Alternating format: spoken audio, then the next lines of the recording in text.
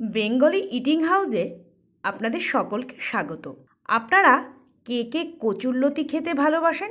আমার এবং আমার বাড়ির প্রত্যেকের এটা খুবই প্রিয় একটা পদ, আর সেটা যদি চিংড়ি মাছ দিয়ে করা হয় তাহলে তো কোনো কথাই নেই। তাই আজ বাড়ির সবার আবদারে বানিয়ে নিলাম চিংড়ি মাছ দিয়ে কচুরলতি। কচুরলতি বানানোর জন্য সবার প্রথম নুন হলুদ মাখিয়ে রাখা চিংড়ি মাছগুলো এক এক করে কড়াইতে ভেজে নেব। মাছ ভাজা হয়ে গেছে, এবার মাছগুলোকে একটা পাত্রে তুলে নেব। কচুরলতি বানানোর জন্য আমি এখানে কচুরলতিগুলোর খোসা ছাড়িয়ে ছোট ছোট টুকরো করে নিয়েছি।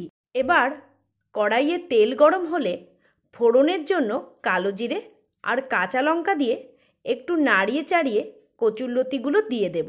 তারপর স্লো টু মিডিয়াম আঁচে ভালো করে নাড়াতে থাকবো। কচুরলতিগুলো খানিকক্ষণ নাড়িয়ে চাড়িয়ে নিয়ে এর মধ্যে পরিমাণ মতো নুন ও হলুদ দিয়ে ভালো করে মিশিয়ে নেব। নাড়াতে নাড়াতে লতিটা নরম হয়ে এসেছে। এবার এর মধ্যে ভেজে রাখা চিংড়ি মাছগুলো দিয়ে দেব। চিংড়ি মাছ দিয়ে লতির সাথে মিশিয়ে নিয়ে 1/4 চামচ চিনি অ্যাড করে নেব। চিনি এখানে ব্যালেন্সের কাজ করবে। কচুরলতি দিয়ে চিংড়ি মাছ সম্পূর্ণ রেডি। এবার কড়াই থেকে একটা পাত্রে সবটা তুলে নিলাম। কম সময়ে কোনো মশলা ছাড়াই তৈরি আমাদের চিংড়ি মাছ দিয়ে কচুরলতি। রসুন দিয়ে কিংবা নিরামিষ পদ্ধতিতে কচুরলতি রান্না করা গেলেও চিংড়ি মাছ দিয়ে এর স্বাদ হয় অতুলনীয়।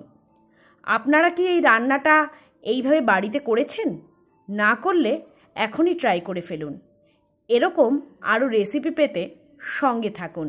দেখা হচ্ছে খুব তাড়াতাড়ি অন্য কোনো পদ নিয়ে।